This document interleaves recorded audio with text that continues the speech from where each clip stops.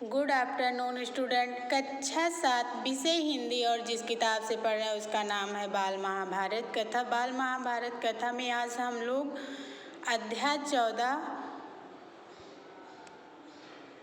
जरासंध नामक पाठ का अध्ययन करेंगे। आगे देखेंगे। इंद्रप्रस्थ में प्रतापी पांडव न्यायपूर्वक प्रजा पालन कर रहे थे।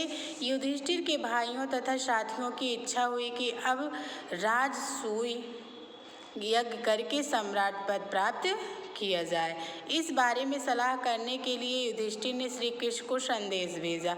जब श्री कृष्ण को मालूम हुआ कि युधिष्ठिर उनसे मिलना चाहते हैं तो तत्काल ही वह द्वारिका से चल पड़े और इंद्रप्रस्थ पहुँचे।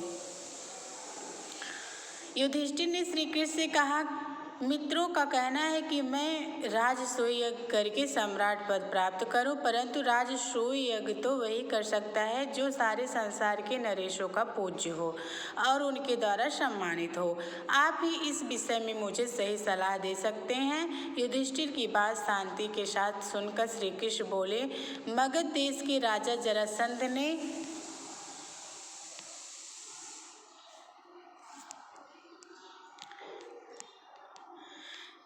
सब राजाओं को जीतकर उन्हें अपने अधीन कर रखा है। सभी उसका लोहा मान चुके हैं और उसके नाम से डरते हैं। यहाँ तक कि शिशुपाल जैसे शक्ति संपन्न राजा भी उसकी अधीनता स्वीकार कर चुके हैं और उसकी छत्र छाया में रहना पसंद करते हैं। अतः जरासंध के रहते हुए कौन सम्राट पद प्राप्त कर सकता है।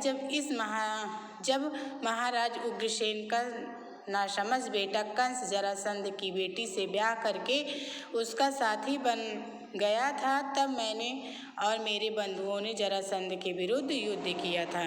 3 वर्ष तक हम उसकी सेनाओं के साथ लड़ते रहे पर आखिर हार गए। हमें मथुरा छोड़कर दूर पश्चिम द्वारिका में जाकर नगर और दुर्ग बनाकर रहना पड़ा। आपके साम्राज्याधीश होने में दुर्योधन और कर्ण को आपत्ति न भी हो, फिर भी जरासंध से इसकी आशा रखना बेकार है। बगैर युद्ध के जरासंध इस बात को नहीं मान सकता है। जरासंध ने आज तक पराजय का नाम तक नहीं जाना है। ऐसे अजय पराक्रमी राजा जरासंध के जीते जी आप राजसूय यज्ञ नहीं कर सकेंगे। उसने जो राजे महाराजे बंदी गृह में डाल रखे हैं, किसी न किसी उपाय से पहले उन्हें छुड़ाना होगा। जब ये हो जाएगा तभी राजसूय करना आपके लिए साध्य होगा।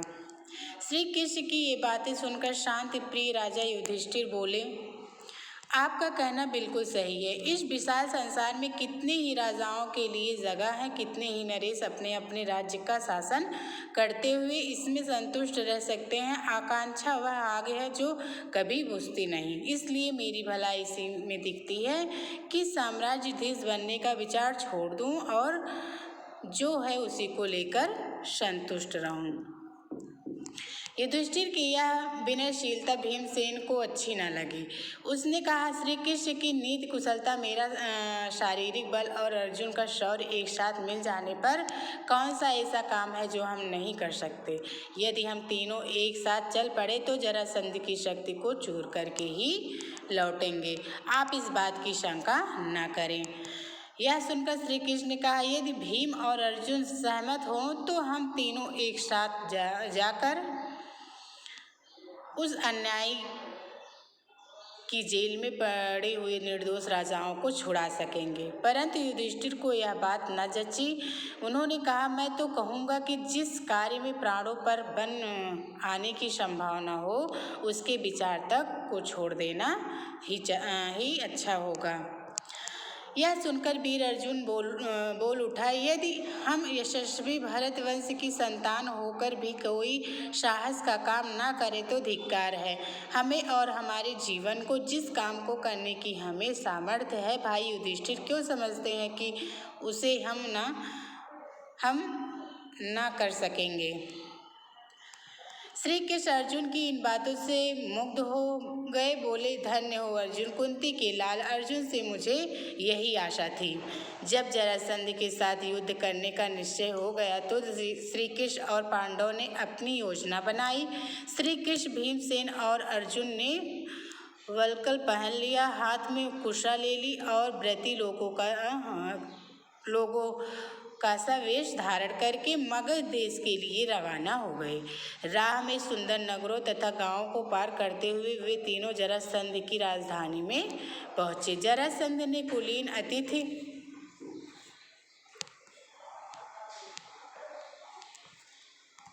समझकर उनका बड़े आदर के साथ स्वागत किया। जरासंध के स्वागत का भीम और अर्जुन ने कोई जवाब नहीं दिया। वे दोनों मौन रहे। इस पर श्री कृष्ण बोले, मेरे दोनों साथियों ने मौन व्रत लिया हुआ है, इस कारण अभी नहीं बोलेंगे।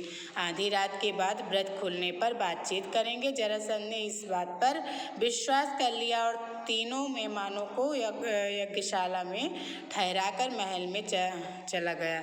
कोई भी ब्राह्मण अतिथि जरासंध के यहाँ आता तो उनकी इच्छा तथा सुविधा के अनुसार बातें करना व उनका सत्कार करना जरासंध का नियम था। इसके अनुसार आधी रात के बाद जरासंध अतिथियों से मिलने गया, लेकिन अतिथियों के रंग ढंग देखकर मगध नरेश के मन में कुछ शंका हुई। आज यहीं तक बच्चों, से अगले दिन। Thank you.